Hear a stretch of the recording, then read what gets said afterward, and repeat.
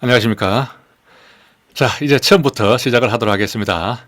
자, 8페이지가 되겠습니다. 맨 처음부터 한번 보고 8페이지부터 보겠습니다. 이것은 제가 책을 만들 때 그 공제의 실무종합의 편찬 순서대로 이렇게 하다 보니까 이 8페이지 대륙법계와 영미법계의 비교 개념이 뒤쪽으로 좀 밀렸는데, 사실은 공부를 할 때는 이 개념부터 이해를 하고 시작하는 것이 훨씬 이해하기 좋습니다. 이 두 개념을 이해하기 위해서 간단하게 제가 역사적인 배경을 설명을 좀 드리겠습니다. 먼저 대륙법계가 있고 영미법계가 있죠. 대륙법계에서는 대륙은 나라별로 다 붙어 있기 때문에 그 전쟁이 많았습니다. 그러다 보니까 군사력을 동원하는 왕의 권한이 상당히 컸죠. 하지만은 이제 영국 같은 경우는 섬나라다 보니까 아무래도 그 외적의 침입이 적고 왕의 권한이 그렇게 크지 않았고, 오히려 왕보다는 그 귀족의 힘이 대륙에 비해서 상당히 컸던 것이죠. 이 귀족의 힘이. 그러다 보니까 영국에서 의회가 가장 먼저 발달을 했는데 1215년도에 그 마그나 카르타라고 대헌장이라고 그러죠. 최초의 헌법이다, 뭐 그런 말이 있는데, 이 마그나 카르타라는 것이 어떤 것이냐면은 귀족들이 왕의 권한을 제한하는 약속을 문서로 받아내는 겁니다. 귀족들이 이렇게 요구했죠. 왕, 네가 마음대로 세금을 걷지 못한다. 세금을 걷으려면은 귀족들의 단체인 이 의회의 승인을 받아라. 그리고 왕이 국민들을 마음대로 잡아다가 처벌을 하면 안 된다. 법률에 따라서 해라. 뭐 이런 식의 왕의 권한을 제한하는 그것이 마그나 카르타입니다. 그 정도로 영국에서는 이 귀족들의 파워가 셌죠. 그렇기 때문에 이제 치안에 관해서도 왕, 네가 간섭하지 마라. 우리가 알아서 할게. 이렇게 이제 자치권이 발달을 하게 됩니다. 자치권이 발달을 했다고 하더라도 뭐 시민들 스스로가 자치권이 있은 게 아니고 사실은 귀족들의 주도하에 이루어진 것이죠. 이 귀족들은 시민들을 이제 10가구씩 묶었습니다. 그리고 10가구를 10개를 묶으면 또 100호가 되는 것이죠. 100호 반, 10호 반 이런 식으로 나누어서 시민들 스스로 치안 유지를 하도록 하고, 또 도둑놈이 생기면은 추적반을 만들어서 추적을 하도록 하는 그런 제도를 만드는 것이죠. 결국 일반 그 시민들은 낮에는 농산일을 하다가 밤에는 또 조를 짜서 순찰을 덜고 그런 식으로 일을 했던 겁니다. 그것이 이제 시민이 밤 되면은 또 경찰이 되는 것이죠. 시민이 경찰이고 경찰이 시민이다 하는 이런 개념이 여기서 이제 나오게 되는 것입니다. 대륙에서는 이제 왕이 그 치안권을 유지를 하다 보니까 어떤 관점이었나 보면은 공공의 안녕과 질서 유지에 역점을 두는 것이죠. 왕의 입장에서 보면 그렇잖아요. 어떤 국민의 개인의 어떤 뭐 생명이나 신체 이런 것들을 보장하기보다는 이 공공의 나라 전체의 안녕과 질서 유지에 역점을 둔 것입니다. 그래서 공안질이라는 개념이 나오는 것이죠. 여기 영국에서는 자치적으로 우리 스스로를 지키는 그런 일이다 보니까 생명과 신체 그리고 재산을 보호하는 생신제 개념이 나오게 되는 것입니다. 제가 좀 말을 줄여서 생명, 신체, 재산은 생신제, 그리고 공공의 안녕과 질서 유지는 공안질, 이렇게 하겠습니다. 워낙 우리 실무종합에서 이 말들이 많이 나오기 때문에 이렇게 줄여서 말하면 훨씬 시간이 절약이 되죠. 이러한 자치경찰이 변화를 겪는 것이 18세기에 그 산업혁명이 일어났죠. 산업혁명이 일어나면서 이제 변화를 겪게 됩니다. 시민들이 시간을 쪼개서 순찰을 덜고 또 수사도 하고 그렇게 했는데, 이제 공장이 생기면서 공장 일하러 가야죠. 일하다가 중간에 또 나와서 순찰 덜고 그럴 수는 없잖아요. 그래서 이제는 사람들을 고용을 하기 시작합니다. 이런 개념이 이제 최초의 경찰 개념이 나오게 되는 것이죠. 고용을 하면서 월급은 누가 주겠습니까? 결국 시민이 주게 되는 것이죠. 시민이 월급을 줍니다. 여기 대륙에서는 경찰 고용을 이 왕이 하게 되는 것이죠. 왕이 그 경찰에게 월급을 주다 보니까 이 경찰은 왕에 충성할 수밖에 없죠. 하지만 이 고용된 경찰은 시민이 월급을 주기 때문에 시민에 충성할 수밖에 없습니다. 결국 생신제, 생명신체, 재산을 보호하는 일에 중점을 둘 수밖에 없죠. 이런 상황에서 시대적으로 자본가가 등장을 하고 이에 대비되는 노동자 계급이 만들어지기 시작합니다. 그러면서 이들이 이제 한 번은 폭동을 일으킨 것이죠. 대규모 사태가 나온 겁니다. 그래서 영국에서는 이 폭동 진압을 위해서 경찰을 투입할 수는 없고 군대를 투입한 겁니다. 군대를 투입해서 폭동 진압을 하니까 아무래도 좀 무자비하게 하고 희생자가 많이 나온 것이죠. 그러다 보니까 이제 그 좀 더 큰 규모의 경찰을 조직할 이제 필요성이 대두가 된 겁니다. 그래서 1829년도에 로버트 필이라는 내무부 장관이 등장을 하면서 우리도 이제 대륙처럼 좀 어느 정도 규모를 갖춘 경찰 조직을 만들자. 이렇게 해서 런던에서만 자체 경찰이 통합되는 런던 경시청이 만들어지게 되는 것이죠. 하지만 이때도 시민들은 많은 그 의심의 눈초리를 보냈죠. 이런 식으로 조직을 만들어 놓고 결국 대륙처럼 국민을 좀 탄압하고 명령 강제하는 그런 통치 조직의 손발로 만들어 버리는 것이 아니냐, 이런 식으로 이제 의심을 많이 했는데, 그래서 로버트 필이 우리는 절대 그렇게 하지 않겠다. 경찰이 정치적인 중립을 지키고 또 시민의 협조를 받아서 경찰 활동을 하겠다. 그런 이제 많은 약속들을 하고 런던 경시청을 탄생을 시킵니다. 그래서 그때가 이제 19세기가 되는 것이죠. 영국은 19세기에 이르러서 이른바 근대 경찰을 탄생을 시킵니다. 하지만 이제 대륙은 오래전부터 경찰 조직이 있었고 14세기에 프랑스에서 그러한 경찰 조직에 대한 개념이 어느 정도 정립이 되죠. 하지만 경찰의 권한이 막강했기 때문에 세월을 거치면서 점점 축소되어 갑니다. 따라서 대륙은 처음에는 아주 막강한 권한을 가진 경찰의 그 기능이 점점 축소되어 가는 과정을 겪었고, 영국은 반대로 처음에는 거의 자율방범대 수준에서 이렇게 자치권을 행사하다가 점점 조직이 커지고 하는 일이 많아진 것이죠. 그래서 확대되는 그런 과정을 겪은 것입니다. 이런 역사적인 배경을 좀 가지고 대륙법계와 영미법계의 경찰 개념을 비교를 해보겠습니다. 자, 대륙법계는 국가 통치권을 전제로 하죠. 왕이 어떻게 통치를 할 것인가, 경찰을 이용해서. 그런 개념에서 경찰권의 발동 범위, 성질을 기준으로 해서 경찰의 개념이 형성이 되었습니다. 그래서 학자들의 화두는 경찰은 무엇인가 하는 것이죠. 예를 들면은 밤 8시 이후에는 나가지 마, 통행 금지야. 혹은 6시 이후로는 4명 이상 모이지 마. 이런 식의 명령을 내렸다면은 시민들은 이렇게 하겠죠. 네가 뭔데 나한테 이래라 저래라 하는 거야. 그렇게 말하겠죠. 네가 뭔데 이러니까 학자들이 그럼 경찰이 뭐야? 이러면서 이제 연구를 한 겁니다. 경찰의 발동 범위는 어디까지인가? 경찰권의 성질은 어떤 것인가? 이런 데 대해서 연구를 하게 된 것이죠. 영국은 이제 시민으로부터 자치 권한을 위임받은 경찰의 역할과 기능을 기준으로 이 경찰의 개념이 발전했습니다. 경찰 활동이 뭐냐? 경찰은 어떤 활동을 하는 것인가? 그리고 경찰은 무엇을 하는가? 그러한 기능에 초점을 맞춘 것이죠. 경찰권의 기초를 보면은 국왕에서 내려왔기 때문에 일반 통치권에 근거를 합니다. 일반 통치권이라는 것은 왕이 국민들을 통치하는 그러한 권력이 되는 것이죠. 하지만은 이제 자율방범대 수준에서 시작을 했기 때문에 자치권에 기초를 하게 되겠습니다. 경찰의 임무는 왕의 입장에서 볼 때 공공의 안전과 질서 유지가 가장 중요한 목적이었겠죠. 줄여서 공안질. 여기서는 시민들이 나의 생명과 신체 재산을 지키는 것이고 우리 이웃들을 지키는 것이기 때문에 공공의 안전과 질서 유지 이런 데 대해서는 별로 관심이 없습니다. 생신제 보호에만 관심이 있는 것이죠. 경찰의 수단은 왕의 입장에서 명령 강제하기 때문에 권력적인 수단이 중시가 되고 여기서는 이제 비권력적인 서비스 같은 그런 수단이 중시하게 된 것이죠. 명령 강제하다 보니까 당연히 대립하게 되겠죠. 시민하고. 여기서는 시민이 경찰이고 경찰이 시민입니다. 그래서 협력적인 관계가 유지가 되고 경찰의 개념이 막강했다가 점점 축소됐죠. 처음에는 자율방범대 수준에서 점점 확대가 되었습니다. 행정경찰과 사법경찰이 그 대륙법계라고 하면은 프랑스와 독일만 보시면 됩니다. 그 두 나라가 대륙법계를 대표하는 것이죠. 프랑스에서는 이 사법경찰, 그러니까 수사하는 것을 행정경찰의 업무로 보지 않았어요. 이것은 사법권의 영역이다. 이렇게 본 겁니다. 그래서 처음부터 구분을 해버린 것이죠. 따라서 수사는 경찰의 고유한 영역으로 보지 않은 겁니다.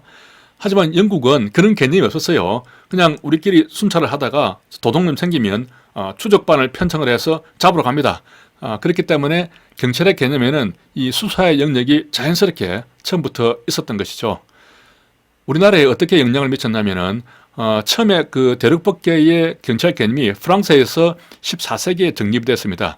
이때 그 제와 형벌법전, 이 법전의 개념이 이제 나중에 독일로 전수가 되는데, 그러한 개념이 일본의 행정경찰 규칙으로 전수가 되었고, 이 행정경찰 규칙에서 이제 갑오경장 때 행정경찰 장정으로 유입하게 되는 것입니다.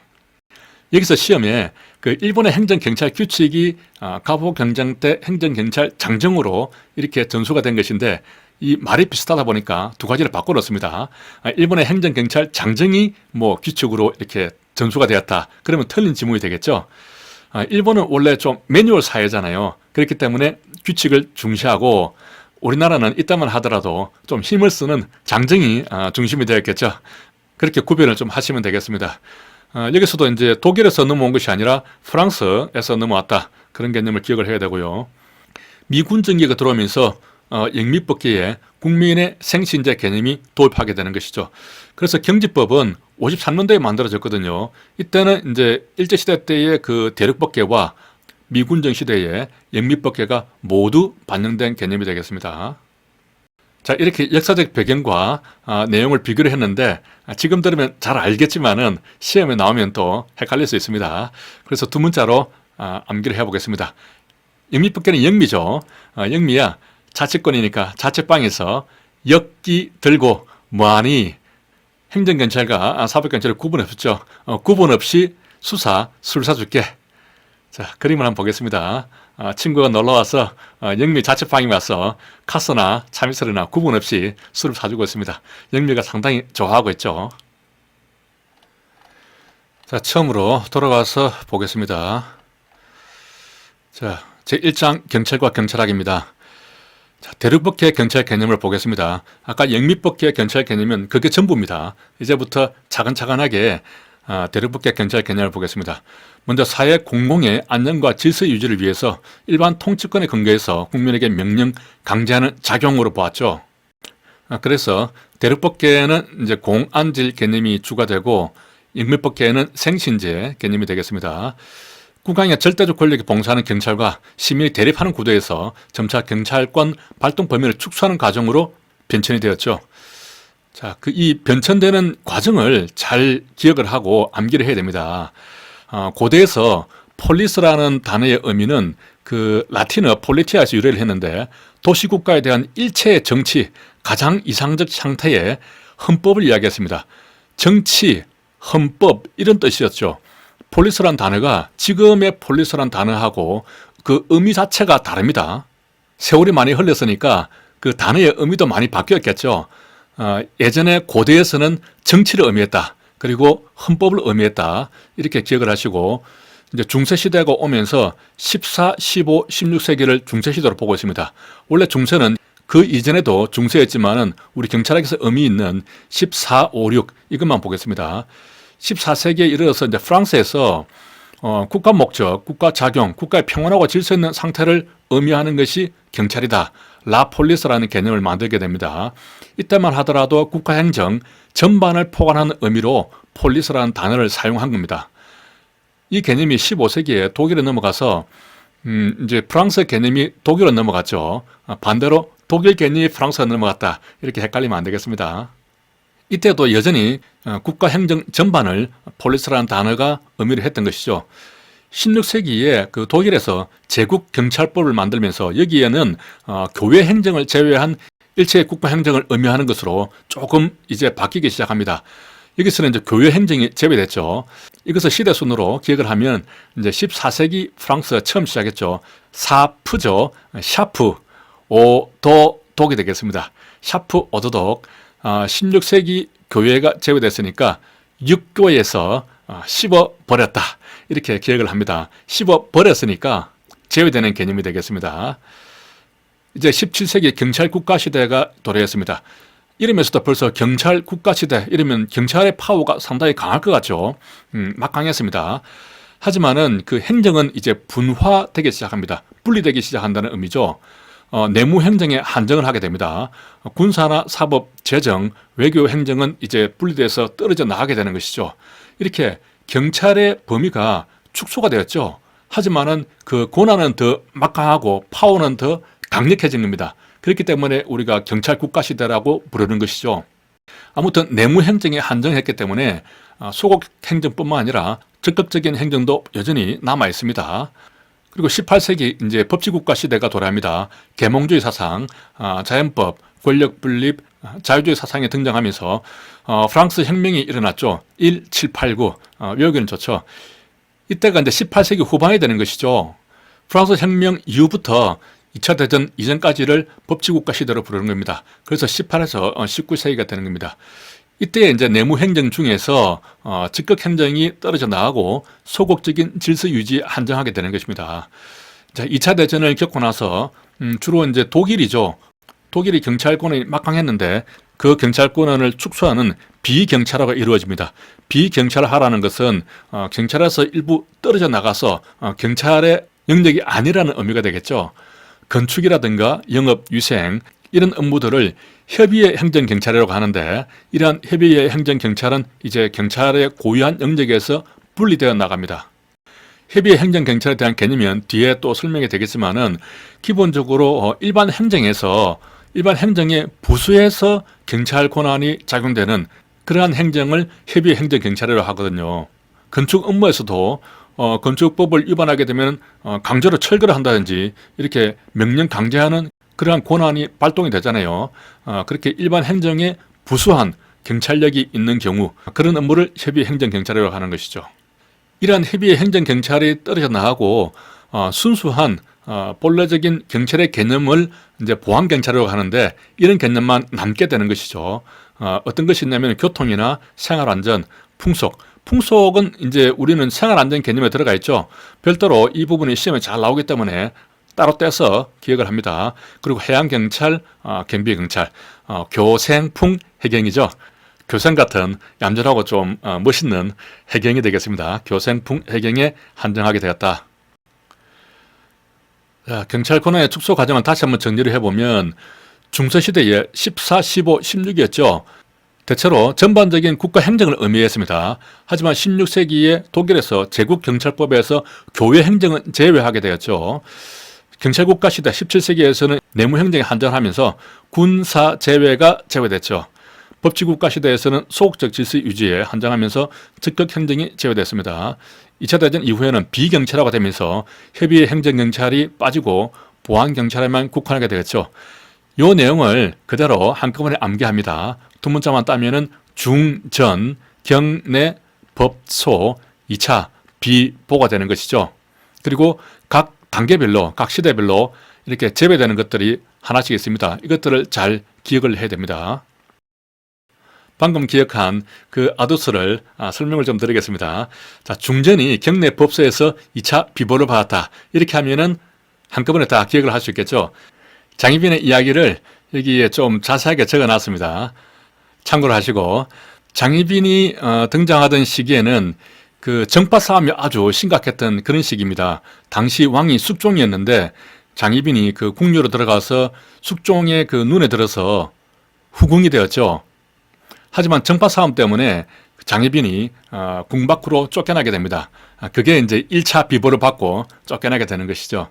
하지만 나중에 다시 들어와서 숙종의 아들을 낳고 그 아들이 숙종의 뒤를 잇는 경종이 됩니다. 그리고 결국 왕비까지 올라갔죠. 중전이 되었습니다. 하지만 또 얼마 못 가서 정파 싸움 때문에 중전에서 밀려나서 후궁으로 강등이 되어버리죠.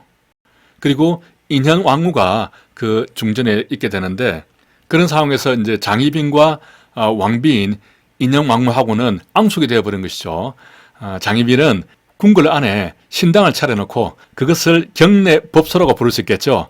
여기서 인현 왕후의 인형을 만들어 놓고 뭐 바늘로 찌른다든지 구술한다든지 그러면서 빨리 죽으라고 기원을 했습니다. 그런데 정말 그 인현 왕후가 죽어버린 거예요. 그렇게 죽어버리니까 숙종의 입장에서는 이 정파 싸움 때문에 이렇게 양파가 나뉘어서 싸우는 것이 너무 싫었던 거죠. 이 기회에 양쪽을 다 정리를 해야겠다. 그래서 장희빈에게는 인현 왕후가 싫더라도 국모 아니냐, 국모를 저주해서 죽게 만들었다. 저주 살인죄의 죄목으로 해서 사약을 내리게 됩니다. 그 사약을 받는 장소가 자기가 구슬하고 바늘로 찌르던 경내 법소가 됩니다. 거기서 사약을 받는 2차 비보를 받게 되는 것입니다. 이 아도스가 단순한 아도스가 아닙니다. 아주 재밌는 역사적인 배경을 가진 아도스가 되겠습니다. 이게 그림을 한번 보겠습니다. 샤프 오도독 6개에서 씹어버리죠. 얼마나 씹었으면 차 위에 이렇게 쌓였습니다. 중전이든 장희빈이 경내 법소에서 2차 비보를 받는 장면이 되겠습니다. 자, 법치국가 시대의 주요 법령과 판례를 보겠습니다. 프로에션의 일반 란트법이 있었죠. 프로에션이라고 하면 독일의 그 통일 독일이 되기 이전에 그 국가 이름이 되겠습니다. 우리나라의 뭐 조선, 고려 이런 것하고 비슷한 개념이 되겠습니다. 여기에 이제 일반 란트법을 만들었죠. 란트라고 하면은 랜드의 독일어가 란트입니다. 주라는 뜻이죠. 일반 주법이 되겠습니다. 한 단어 안에 그 앞에는 우리말로 번역을 했죠. 일반으로. 그리고 뒤에는 번역을 안 하고 란트라는 독일어를 그대로 갖다 썼죠. 일반 란트법에서는 경찰은 공공의 평온, 안전과 질서를 유지하고 공중 및 그 구성원에 대한 절박한 위험을 방지하기 위해서 필요한 기관이다. 여기서 키워드는 절박한 위험이 되겠습니다. 일반 란트란 말이 임플란트란 말하고 비슷하죠. 우리가 이빨이 아플 때 뽑아내고 임플란트를 씹어주면 절박한 고통을 해소하게 됩니다. 바로 연상이 되겠죠. 자, 프랑스에서는 개인의 자유와 재산, 안전을 위한 기관이 경찰이다. 이렇게 봤죠. 프랑스라는 나라의 이름이 프앤드스입니다. 프랑스죠. 여기서 만든 법도 죄와 형벌 법전입니다. 죄 앤드 형벌이죠. 경찰의 개념도 자유와 재산 이렇게 나누었죠. 그리고 경찰을 행정경찰과 사법경찰로 구분했습니다. 프랑스라는 나라 자체가 나라 이름도 그렇듯이 국민선도 상당히 뭘 나누는 걸 좋아해요. 그래서 여기서는 키워드가 이렇게 앤드입니다. 이런 말이 나오면 프랑스다. 그리고 그것이 죄와 형벌법전에 규정되어 있다. 이렇게 연상을 하시면 되겠습니다. 자, 프로이센의 그 크루이츠베르크 판결이 있죠. 자, 여기 보면은 위에도 법전이고 아래도 법전인데 중간에 판결이 하나 들어가 있습니다. 이것들이 나온 순서도 알아야 되기 때문에 이 중간에 끼워 넣어서 한꺼번에 같이 기억을 하도록 합니다. 이 크루이츠베르크 판결이라는 것은 베를린에 이 크루이츠베르크라는 지역이 있었는데 여기에 전성 기념탑이 있었습니다. 이 기념탑 주변으로 건물들이 올라가다 보니까 전성 기념탑이 잘 안 보이겠죠. 그래서 주변 건축물의 높이를 제한하는 명령을 내리게 되는데 그걸 이제 그 지역의 경찰청장이 명령을 내리게 되는 겁니다. 그런데 법원에서 경찰청장이 이러한 명령을 내리는 것은 위법하다 이렇게 본 것입니다. 경찰은 소극적인 위험 방지에 한정이 돼야지 이러한 건축법에까지 명령을 내리는 것은 위법하다고 보았기 때문에 소극적인 위험 방지에 한정하는 최초의 판결이 크루이츠베르크 판결이 되는 것이죠. 두 문자만 연결하면 크소가 되죠. 크니까 크다 이렇게 큰 소 이렇게 기억을 할 수 있겠습니다. 자, 프랑스에서 지방자치법전에 자치경찰은 공공의 질서 안전 및 위생 확보를 목적으로 한다. 이렇게 규정을 했습니다. 그래서 위생 업무가 자치경찰의 업무라는 것을 분명하게 한 것이죠. 이때는 아직 그 2차 대전 전이니까 비경찰화 이런 것이 이루어지지 않았죠. 그리고 위생 업무는 국가경찰이 아니고 자치경찰의 임무다. 이렇게 규정을 했는데 우리가 위생은 자치적으로 잘 씻고 닦고 정리를 해야 되는 것이죠. 그래서 자치위생 이렇게 쉽게 기억을 할 수 있겠습니다. 자, 프로이센의 경찰행정법에서는 경찰은 공공의 안전과 질서를 위협하는 위험을 방지하기 위해서 의무에 합당한 재량으로 조치해야 된다. 이런 말이 있는데 원래 그 경찰행정법 이러한 행정법에서는 재량 행위를 어떻게 규율할 것인가 하는 그런 데 초점을 두었거든요. 그렇기 때문에 의무에 합당한 재량 이런 부분들이 이제 기술이 되는 것이죠. 두 문자로 경찰행정은 무당 재량으로 할 수 있겠죠. 자, 그림을 보겠습니다. 여기서는 이제 일반 란트법이죠. 임플란트가 되겠습니다. 임플란트를 심어서 절박한 고통을 해소를 했죠. 프랑스의 죄와 형벌법전이죠. 다 나누었습니다. 자유와 재산을 보호하는 것이 경찰의 개념이다. 행정경찰과 사법경찰을 나누었죠. 이것은 이제 크루이츠베르크의 언덕입니다. 원래 그 베르크라는 뜻도 언덕이라는 뜻이거든요. 아마 크루이츠베르크라는 그 지역에 가면은 언덕이 많을 겁니다. 거기에 이제 큰 소가 있죠. 여기에 상당히 소극적으로 위험을 예방을 하고 있습니다. 위험하다고 표지판을 붙여놨는데 소가 저게 무슨 말이야? 이러고 보고 있죠. 자, 법치국가 시대의 법령과 판례를 시대 순으로 보면은 두 문자만 따면 일죄 크지 기억이 되죠. 한 개의 죄가 크게 될 지경이다. 이렇게 기억을 할 수가 있는데 여기 아도처럼 한번 보겠습니다. 여기 보면은 제1제 크지경 앞에 16세기의 독일의 그 제국경찰법이 가장 먼저 나왔죠. 그렇기 때문에 한꺼번에 같이 암기를 하도록 합니다. 그래서 제1죄가 크게 될 지경이다. 제1제 크지경 이렇게 기억을 하도록 합니다. 자, 기타 중요한 판례를 보겠습니다. 블랑코 판결이 있죠. 프랑스에서 블랑코라는 애가 국영 담배 공장 운반차에 교통사고를 당했는데 이때 손해배상 소송을 그 민사재판에서 했거든요. 근데 법원에서 이것은 민사사안이 아니고 국가가 배상해야 되는 국가 배상 책임이다. 그래서 관할을 행정재판소로 옮겼습니다. 그러한 판결이죠. 따라서 이제 국가 배상 책임을 최초로 인정한 판결이다 하는 데서 의미가 있죠. 블랑코라는 데서 말이 비슷한 불량코를 연상합니다. 인형을 샀는데 코가 불량이면은 톡 떨어지면은 바로 배상을 해줘야겠죠. 이 모양이 되겠습니다. 돈 달라 그러죠. 블랑코 나오면은 배상을 해야 된다. 그 다음에 에스코베도 판결이 있습니다. 이것은 미국이죠. 피고인 에스코베도와 변호인의 접견 교통권을 침해해서 얻은 자백의 증거 능력을 부정하는 판결이 되겠습니다. 에스코베도 판결의 그 배도에서 배드가 나오죠. 배드가 나오면은 연인이 배드에서 접견하고 교통하는 것을 연상할 수 있겠습니다. 그러한 접견 교통권을 침해하면 안 되겠죠. 미국의 미란다입니다. 미란다 하고 음악 선생님이 알려주는 것이죠. 미라고 고지를 해주는 겁니다. 변호인 선임권, 진술 거부권 등의 권리 고지 없이 얻은 자백의 증거 능력을 부정한 판결이 되겠죠. 독일의 띠톱 판결은 띠톱에서 띠톱이라는 게 그 목공소에 가면은 띠처럼 생긴 톱이죠. 거기서 먼지도 많이 나고 소음도 많이 나겠죠. 여기에 대해서 조치를 취해달라고 민원을 제기했는데 당시는 아마 이런 것에 대해서 관리를 하는 것이 경찰 업무였던 것 같습니다. 근데 경찰에서 제대로 조치를 취해주지 않은 것이죠. 이게 소송이 되니까 이러한 경우에는 행정청에 재량을 발휘할 수 있는 그런 재량권이 0으로 수축되었다. 다시 말하면은 재량권이 없다는 것이죠. 무조건 어떤 조치를 취해줘야 된다는 그런 판결을 내린 겁니다. 그것이 행정개입 청구권을 인정하게 되는 판결이 되는 것이죠. 띠톱 판결과 행정개입 청구권 이렇게 연결해서 기억을 하고 우리나라에서는 이제 비슷한 게 김신조 판결이 있습니다. 이때 1968년도 1월 21일이죠. 김신조와 그 공비들이 내려왔다가 한 집에서 어떤 청년과 격투를 벌이게 됩니다. 그래서 그 가족이 당시에 뭐 전화가 있는 것도 아니고 열심히 뛰어가서 가까운 파출소에 가서 그런 내용을 신고를 했습니다. 그런데 바로 출동을 하지 않고 미직미직한 거예요. 그래서 나중에 가보니까 결국에는 그 청년이 사망을 한 것이죠. 이때 소송이 진행이 됐는데 경찰이 그런 상황에서는 바로 가서 신고 처리를 해야지 그렇게 재량적으로 판단할 사안은 아니다. 그렇게 판결을 내리면서 국가배상을 인정을 한 겁니다. 이것이 우리나라 국가배상을 인정한 최초의 판결이 되겠습니다. 자, 그림을 좀 보면은 에스코베도 판결이죠.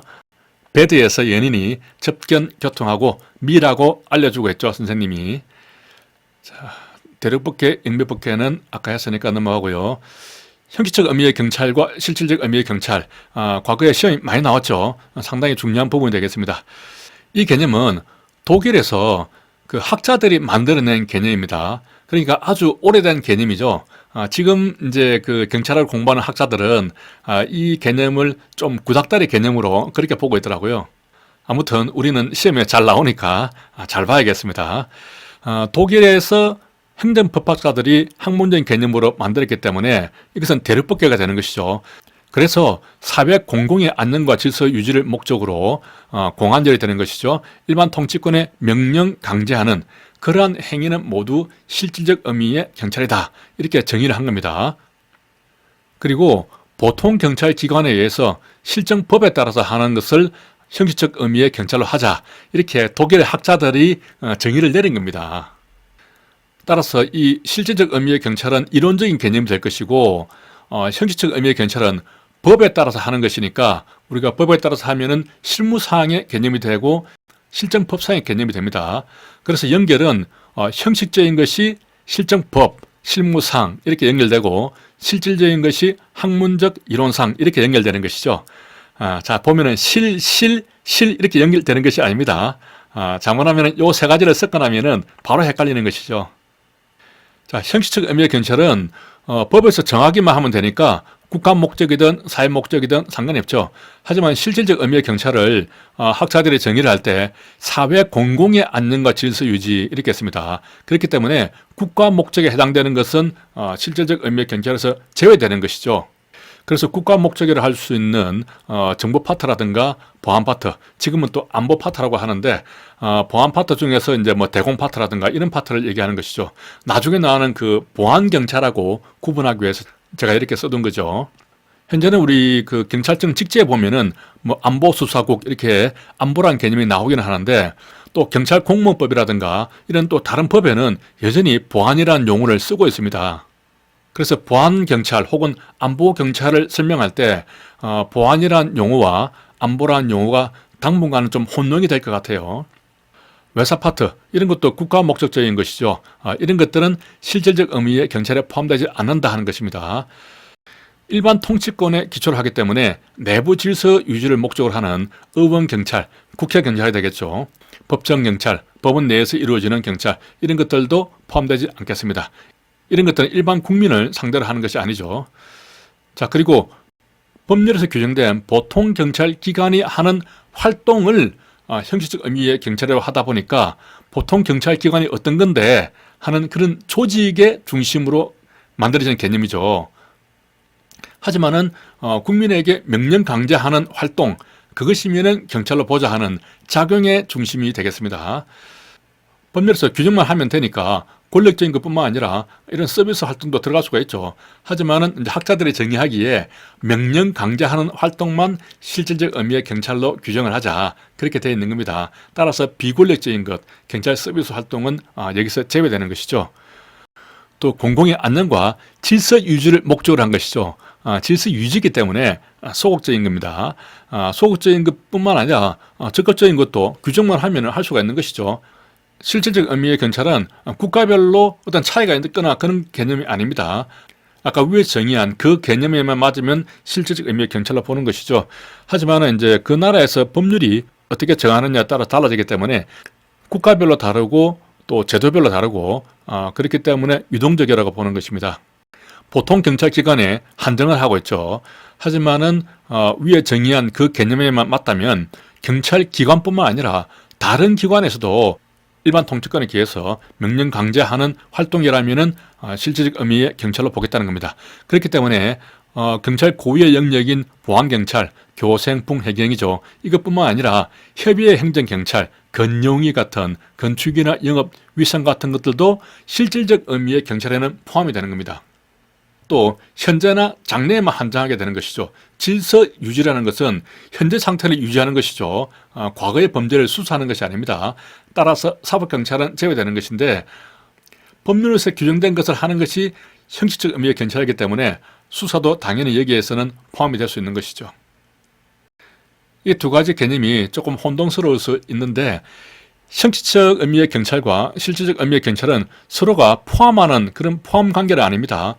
형식적 의미의 경찰에만 있는 것도 있고 실질적 경찰에만 있는 것도 있고 또 서로 공통되는 것도 있고 그렇기 때문에 서로가 포함하는 관계는 아닌 것이죠.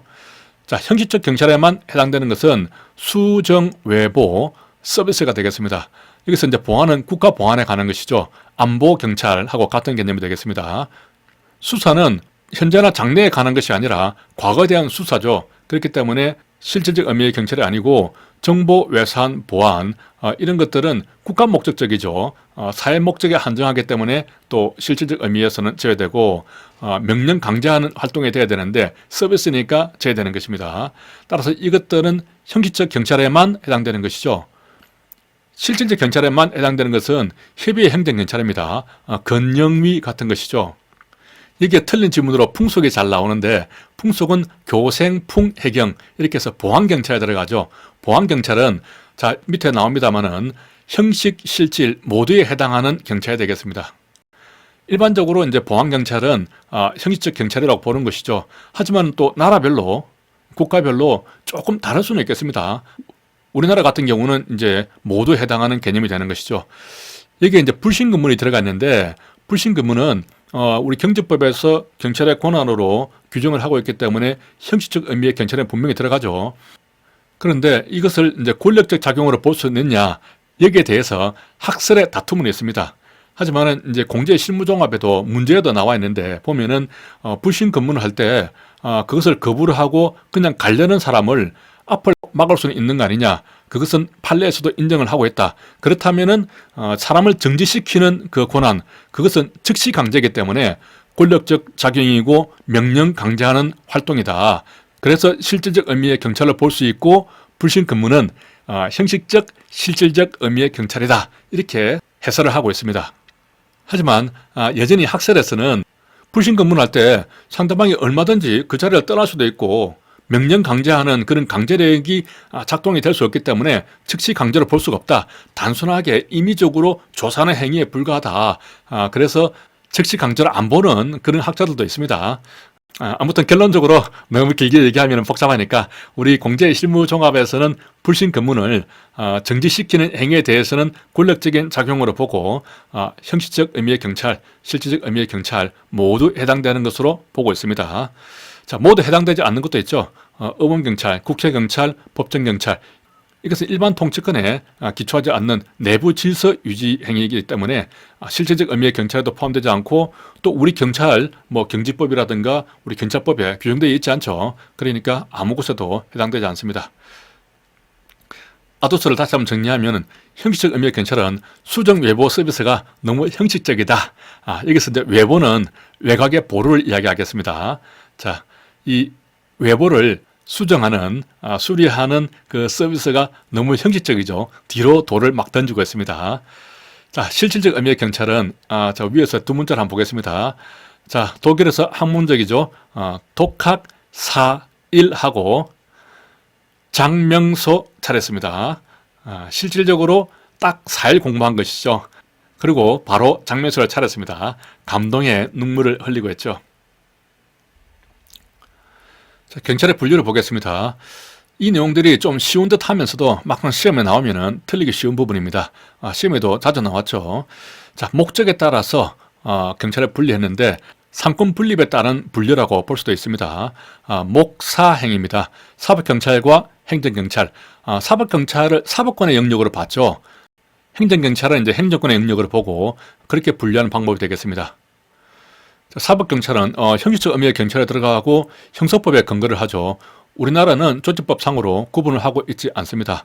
행정경찰은 이제 현재나 장래의 질서 유지를 목적으로 하는 것이고 실질적 의미의 경찰에 해당되죠. 행정법규에 근거를 하게 되겠습니다. 자, 사법경찰에 대비가 되는 광의의 행정경찰을 의미하게 되겠습니다. 사법에 대비되는 사법이 아닌 나머지는 모두 모아둔 광의의 행정경찰이 되는 것이죠. 업무의 독자성에 따라서 보안경찰과 협의의 행정경찰로 나눌 수가 있습니다. 독보협이 되는 것이죠. 앞에서 본 실질적 의미의 경찰에도 실질적 의미의 경찰은 보안경찰과 협의의 행정경찰 이 두 가지를 모두 실질적 의미의 경찰로 보았죠. 그렇기 때문에 이것을 독보협 이렇게만 암기하지 말고 독실보협 이렇게 한꺼번에 암기하면은 훨씬 더 전체적으로 기억을 할 수가 있습니다. 보안경찰이라는 것은 우리가 실무상 그 안보경찰하고는 좀 다른 개념입니다. 다른 행정하고 무관하게 독단적으로 오로지 경찰 작용만 하는 것, 그것을 이제 보안경찰로 학자들이 이름을 붙인 것이죠. 제가 붙인 게 아니고 학자들이 그렇게 붙였기 때문에 우리는 그냥 따라가면 되는 것입니다. 자, 교생풍 해경이 되는 것이죠. 협의의 행정경찰은 건영위 같은 경찰을 말합니다. 원래 그 일반 행정이 있죠. 그 행정에 결합을 해서 부수적으로 경찰 행정이 따라가는 것입니다. 다시 말하면 경찰 행정이 본류가 아니라는 것이죠. 이 개념이 공부를 좀 하다 보면은 또 쉽게 잘 잊어먹어요. 그래서 협의의 경찰 이렇게 하면은 협의를 좁은 뜻으로 그렇게 생각하지 말고 다른 행정과 협의한다, 협의하는 경찰이다 이렇게 생각을 하면은 좀 더 이 개념들이 빨리 떠오를 수가 있습니다. 조직상으로 보통 경찰기관이 아닌 일반 행정기관이 담당을 하는 것이죠. 광의의 행정경찰이라는 것은 보안경찰과 협의 행정경찰을 모두 포함한 개념이고 이것은 결국 실질적 의미의 경찰이 되겠습니다. 그래서 독실보협으로 기억을 할 수 있고 비경찰화라는 말이 있죠. 이것은 협의 행정경찰 사무를 원래 그 행정경찰 업무로 이관을 하는 것입니다. 경찰 업무가 아닌 것으로 만드는 것이죠. 비범죄라는 말하고 좀 헷갈리기 쉽습니다. 이것은 처벌하지 않는 행위로 만드는 것이죠. 예전엔 간통죄가 범죄였지만은 현재는 범죄가 아니죠. 또 청소년 범죄에 있어서도 웬만하면 입건을 하지 않고 다른 방향으로 그 다이버전이라고도 하는데 그렇게 범죄화 시키지 않는 것을 비범죄화 이렇게 부르기도 합니다. 자, 경찰권 발동 시점에 따라서 예방을 해야 되느냐 진압을 해야 되느냐 예진 C가 되겠습니다. 사전에 예방하느냐 총법 화약류 취급을 제한시킨다. 사전에 제한을 시키는 것이죠. 그리고 위해 우려 있는 정신착란자를 미리 보호하는 것이죠. 진압 경찰은 수사를 하는 것이죠. 위해를 입힌 정신착란자를 보호한다. 또 사람을 공격한 멧돼지를 사살한다. 이런 것들이 되겠습니다. 자, 이런 표현이죠. 진압 경찰은 수사를 위한 권력적 작용을 의미한다. 이렇게 하면 맞는 질문이 되겠습니다. 위해의 정도에 따라서 비상경찰과 평시경찰로 나누죠. 늘 위해, 늘 위해서 비평한다. 이렇게 구분할 수 있고 또 경찰 활동의 질과 내용에 따라서 질봉이 되겠습니다. 질서경찰이냐 봉사하는 경찰이냐 쉽게 구분할 수 있겠죠. 권한의 책임 및 소재에 따라서 국가의 권한과 책임이 있느냐 자치단체에 있느냐 이렇게 구분할 수 있겠죠. 자, 국가경찰과 자치경찰의 비교를 보겠습니다. 이것은 이제 국가경찰과 자치경찰이 그 이원화됐을 때 조직이 다를 때 이런 비교가 좀 극명하겠죠. 현재는 일원화 방식으로 진행이 되기 때문에 사실 큰 차이는 없다고 볼 수 있습니다. 자, 국가경찰은 조직의 통일적 운영하고 능률성과 기동성을 발휘할 수 있고 다른 행정과 협조가 원활할 수밖에 없죠. 본청에서 공문만 한번 내리면 저 지방에 있는 경찰도 바로 협조가 이루어집니다. 예를 들면 뭐 보건복지부에서 어떤 걸 도와달라고 해도 본청에서 지시만 한번 내리면 바로 도와주게 되어 있는 것이죠. 전국적 광역적 비상시 활동에 유리합니다. 전국적인 통계 자료 작성하는 게 좋겠죠. 하지만 지역적인 특성이나 창의성을 제외하고 정부의 특정 정책 수행으로 본연의 임무에 소홀히 할 수가 있습니다. 예를 들면 뭐 서울에서 집회가 크게 일어난다고 해서 저 부산에 있는 경찰까지 다 끌어올리죠.